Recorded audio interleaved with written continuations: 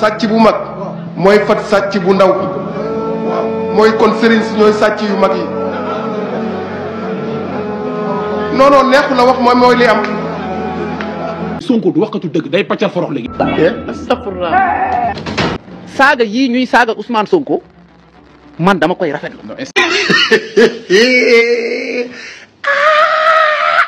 ziar kontaane jox cër mbokk àdduna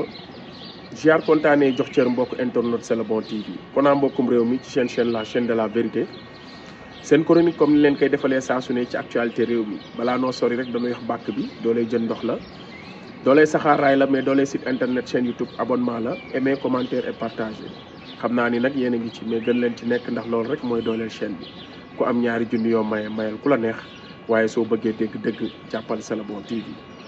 donc di leen jéggalu rek ñoo ngi waat ci waar wi lañ nekk nii am pause ne xaar ñu waxtaan ak yéen comme d'habitude ci actualité réew mi donc nag maa ngi nuyu ñëpp rek ku lim doo matal mais maa ngi nuyu suma mag suma xarit Alaaji Uñaa Njaay ah suma bàyyi turandoo Chéri Kadia Thiam Demba ak Bokar borom Apix maa ngi kaa nuyu di nuyu suma mag suma xarit président Africa First di teg nuyoo bi ci loxoom rek mu nuyul ma waa Africa First yëpp ñoom tuufaay fak ñoom ñëpp rek muy Mala Gassama waaw borom White House Maison Blanche di nuyu mon ami mon frère Alaaji Serigne Samb alias Zos borom Soko Sim waaw am na ñu may laaj numéro nag numéro ma ngi noonu borom Soko Sim borom livraison yi gaaw yi ah jeune entrepreneur nga xam ni foo soxla ciment ci àddina xuma Sénégal la ci àddina boo woowee Zos mu indil loo waaw ciment bu wow koŋ bu xeere loolu histoire da koy bit donc may nuyu encore une fois sama papa Masebo Gaye waaw Masebo Gaye borom New York fii ci New York suma papa bu baax dalal ma fi di ma jàppale di ma conseiller saa su nekk donc gars yi nag nuyoo yi mënta ñàkk ndax otoraay lu mu xat-xat nu lu ma yaay booy xacca te ku lay damoo da nga koy safoo donc kon maa ngi leen di béggee yéen ñëpp yi ñuy teewlu di ñu bëggee di commentaire di partager ngeen gën cee nekk. léegi nag tey la ñu bëgg a waxtaanee waxtaanu gàtt la comme d'habitude muy actualité réew mi gis nañ Abdou Karim Gueye validé saaga yi ñuy saaga Ousmane Sonko moom mu saaga ci moom defati maninam di woowee boppam nitu dëgg ñu gis ki nga xam ne moom mooy actualité la boo xam ne nag sama soxna moom ma ko partagé sax ba ma xam ci lu bëri parce que man kaa yi du ma koy topp. te pourtant Cheikh Bara waxoon na ni képp koo xam ne daal doo topp kaa yi yaay kaa yi mais daal ñoom Mame Ndiaye Savon ak Nogoy Kara la je ne sais pas ak beneen gaayan bi dañ leen a dañ leen a kii Nogoy Kara la xam ak keneen kii dañ leen a tur bi lay fàtte dañ leen a tëj 3 mois 1 an et 3 mois avec sursis ci taf nit di ko saaga donc ma gis Abdou Nguer toog ne moom ku ko fay million ne ko saagaal Ousmane Sonko mu saaga ko te ñun ñëpp ñu xam ni opposant milliardaires yi ñu ngi fay ay nit ñuy saaga Ousmane Sonko di wax lu ñaaw ma gis tamit ñu jàpp ay nit yoo xam ne dañoo bokk ci politique bi wala ñuy chroniqueur politique ñuy saaga Ousmane Sonko wala ñuy saaga ay nit fii ci réew mi mais duñ leen tëj au contraire sax wala ñuy def ay sos yu mat dañ leen di bàyyiwaat ñu ñibbi ma gis ñoom Nogoy Kara ñi dañ leen a tëj 3 mois ferme nga xam ne bu soobee yàlla xale yooyu di ay innocent boo dégloo sax ni ñu doon waxee nga xam ne xamuñu dara fe kenn fayu leen ñuy wax dañ leen a saaga sax ñuy fayu ba fayu lu ëpp ma gis ñu teg ci ñoom daan yu sévère mais ma gis daal lépp lu méngoo ci politique daal la plupart ñoom dafa mel ni daal dañu am benn traitement bu spécial te loolu dafa bokk ci luñ doon xeex ñun keroog wax naa ko ma ni les politiciens ak lépp lu takk ci politique mooy faiblesse su nguur bi dama gis ni dafa am traitement bu spécial bu muy traité les politiques ak li ñuy wax ci politique ak traitement boo xam ne citoyen lambda bi bénéficié wu ci parce que man nitu kaa yooyu sax neexuñu ma déjà mais damay wax dëgg te yàlla tax buñ demee bay tëj ñooñu 3 mois ferme ma gis fii ñu leen dàqa saaga te kenn tëju leen loolu dafa jar a jàngat moo tax daal sama débat bi daal ci saaga yi nga xam ni ñu ngi koy saaga Ousmane Sonko di ko saaga projet bi ni ñuy traité nit ñi ak nit ñi demee sax ba mel na luy daganal saaga mooy la xewoon tey TFM ca ki nga xam ne moom mooy Badara Gadiaga ma gis ñoom Bouba Ndour niñ ko layalee maanaam hypocrisie bi ci nekk ak naan ma gis tamit ñu invité ay autorités yu nekk ci télé maa ngi gis kii Diop comme Moussa Diop avocat Moussa Diop mu toog salon d'honneur je pense di mel ni luy valider saaga yi saaga Ousmane parce que nee na gis nañ fi ku fi saaga sax juge Ousmane Sonko lay gaaruwaale léegi nag comparaison yooyu dafa baax naafiq yi bu ñu tegee nga ñëw indi ay teg ko waxtaan ci léegi nag balaa sax may sori damay leeral damay gën a dëggal li Mbaye Sy Abdou waxoon mooy ci ñi dem kulunaa yi dem seeti sëriñ yi bépp sëriñ buy làq sàcc nga waaw dama ne bépp sëriñ bu sàcc sax sàcc xalaat naa ñëw ci yow di làqatu sax yow sàcc nga man loolu je l'assume te noonu la ko Mbaye Sy Abdou waxee wala sëñ Habib doomu maam Abdou boobu turam lay fàtte képp kuy nitu dëgg xam nga ni ñii bu ñu ñemee sëriñ si ba dem di làqatu ci ñoom di leen tinu parce que puudenam la gis la lay ëwalee waaye képp koo xam ne sëriñ nga te dëggu sàcc wala criminel dalay daw bu la séenee day daw waaraatekat bu dëggu képp laa la wax bu la nit ku jubul seet leen ko rek ci waaraatekat yi dëggu yi ku mel ne ay Taïb Socé gars yi duñ ko sax foowee mais xoolal fi ngay gis ni ngi ñuy traité mu tudd waay doomel waaye bëgguma wax sax lu ñaaw damaa woor ki takk ñaari jabar yi tam ne muuraay baax na waaye moom jabaru kuy muuru kuy xeesal lay takk Modou Fall gis nga ko niñ koy fowee ci plateau yi ak ni ko caaxaankat yi ñemee est-ce que ñemee nañ ko Taïb Socé wala Iran Ndaw déedéet parce que ñooñu dañuy waaraate te yàlla tax di wax dëgg sëriñ nag ñooyam boo dëggalee xoolal fii am na sëriñ yu bëri yu fi nekk tey est-ce que gis nga ay caaxaankat bi jébbalu ci ñoom est-ce que ay caaxaankat ñeme leen déedéet mën naa laa lemal plus de sëriñ yu bëri yoo xam ne ñu ngi ci réew mii ku mel ne Ahmadou Rafahi rek gisoo benn caaxaankat di ko fooyee parce que li muy wax la lim xutba li yàlla wax loolu lay wax seytaane du ko ñeme caaxaankat du ko ñaxe kon sëriñ bu ci ibbi say buntu ba caaxaankat balaa may dee nag naafiq yi li ñuy wax naan waaw kilifa la te kilifa du bedd kenn dañoo gënoon a doonoon yonant bi kilifa ku baax ak ku bon yëpp nga njaboote loolu du dëgg kilifa jullit ñu baax nga njaboote ñi bon njaboote woo leen ndax gënoo leen baax yonant bi daa xaaj génne jaasi di xeex ngir xeex ak ñi bon ngir ñu baax waaw moom daa fetal jihaar di xeex ak ñi bon pour ñu baax tey nag naafiq yi fi xam na waaw sëñ bi moo njaboote ñëpp ñi baax ak ñu bon ku ñëw da lay recevoir wax ak yow def ak yow loolu yeneen naafiq dañoo mën a gën a baax yonant bi kilifa ñi baax nga njabootee ñi bon te tey ko bon njaboote woo leen ñi baax tëb wala ñi bon te bëgg a baax waaye ay sàcc yoo xam ne ay criminels yoo xam ne ñoom bëgguñoo sax baax jéemuñu ko nga ne yaa leen njaboote waaw boo leen njabootee nga wax leen dëgg bu ñu ñëwee ci yow nga wax leen li yàlla wax ñun kat dañ ñuy fitnaal ngeen leen lu ngeen def bañ leen di fitnaal waaw dañ ñoo bëgg a tëj lan ngeen def da ngeen a yor nguur bi 12 ans toog leen réew ab kër sax ku ko yor 12 ans dinañ la saytu donc yooyu ay waxu caaxaan la ku ñemee wax dëgg bi na nga ko wax sëriñ bu ci kulunaa yi dem ci yow yaa ngi ñoom a yem man loolu laa jàpp. léegi nag ci saaga yi laay ñëw dégg naa Makhtar Gueye bu Jamra aussi naafiq moom it muy wax ci amnistie bi war a tëj sa làmmiñ nga ndax biñ koy voté loo ci waxoon naan ay amnistie bi buñ ko naree lii homme de tenue yi la ñuy exposé yéen a soxor ak naan Pastef dafa nar a protéger ay militants yéen a soxor jàpp ngeen ni ñi génnoon doon xeex militant Pastef la yéen jàpp ngeen ne Pastef am na fi doole boobu noonu ba militant Pastef yi génn tax Macky Sall daw génn réew mi c'est le peuple sénégalais yéen défaillant yeeg yéen nit yu bon yi donc yéen a nekkoon ci suuf di ruux Macky Sall ànd ak Macky Sall mais bépp gor moo génnoon pour tee Macky Sall bëggoon def lu ci réew mi bu dépendre ci yéen rek Macky Sall jaay na réew mi bu yàgg toroxal ñu rey nañu ko rey na gor yi ay képp kuy gor ci Sénégal yaa génnoon lànk mu ngeen jàppee ni militant Pastef ñoo génnoon kër xam nga yëgoo leen li xew kon tëj leen seen làmmiñ comme ni ngeen tëjee woon seen làmmiñ bi Macky Sall di rey askan bi ak di teg loi bi ak naan ko yéen ko doon wax gëmbal dóor yéen ñi woowee seen bopp diine kon Jamra yooyu tëjal sa làmmiñ waaw léegi nag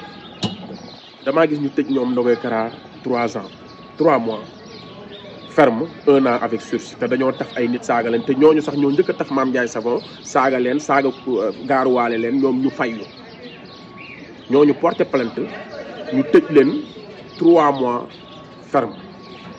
ma gis Adama Fall li mu def ñoom Ndogoy Kara defuñu ko mooy Adama Fall tuumal yi mu fi tuumal barki démb Ousmane Sonko tuumal ko rek Ousmane Sonko saaga fi Ousmane Sonko dañ koo yóbbu bàyyiwaat ko sur le sang classé dossier bi Cheikh Yérim Seck li mu fi def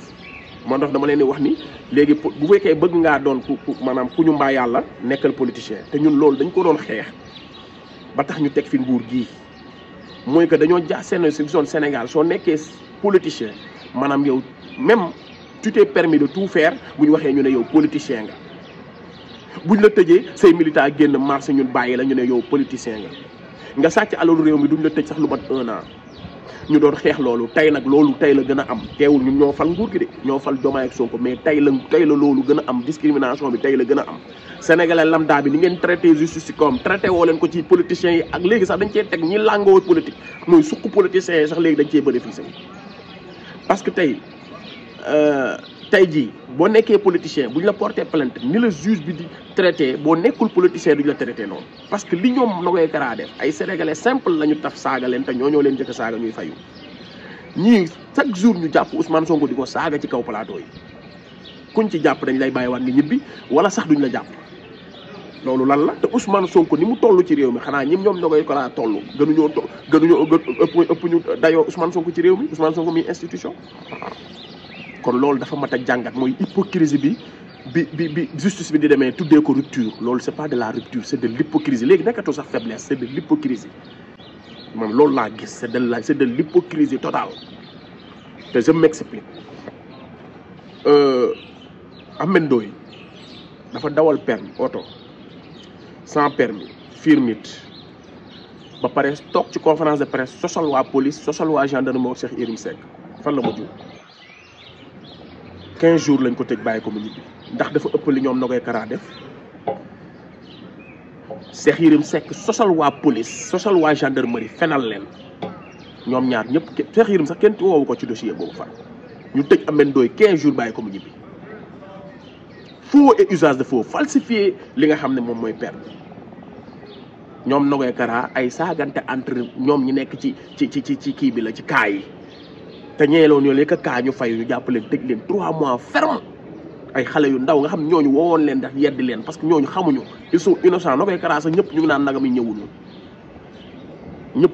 nagam yi ñëwuñu kooku woowoon ko sax yedd leen waxtaan ak ñoom bàyyi leen ñu ñibbi ñu tëj leen 3 mois xale yooyu di foraatu nga xam ne Korité bi ñu toll ni ci kaso bi la leen nar a fekk est-ce que tabaski sax du leen fekk ci kaso bi jamono boobu Abdou Nguer mu ngi toog ci plateau yi naan ku ma fay 1 million ma saaga Ousmane Sonko tax moom mu ngi saaga si bañ faloo ba tey sax da doon wax ni man kenn du ma jàpp Adama Fall moom dafa dem ba taxaw ne man maa ngi dem maa ngi ñëwaat kenn du ma jàpp ñemewuñ maa jàpp xanaa dañoo yor seen motif bu fekkee ni yéen hypocrite rek mooy yéen ñi nekk ci justice bi xanaa ñii dañoo yor seen motif kon lii nekkatul ay faiblesse c'est de l'hypocrisie maa ngi ñëw de maa ngi lim ba tey kon ndax Badara Gadiaga li mu wax ndax ñoom Nogaye Kara ñox Badara Gadiaga da leen a gën déggoo leen ma de ndax Abdou Karim Gueye mii nii Badara Gadiaga ñoom Nogaye Kara dañ leen a gën parce que ñoom Abdou Karim Gueye nguur gi dañ leen a ragal parce que yooyu yaay ci politique la ñuy wax dañuy bañ bu ñu leen jàppee ñu ne seen soi-disant rupture bi amul nguur gi naafiq la parce que yéen rupture ngeen di woote.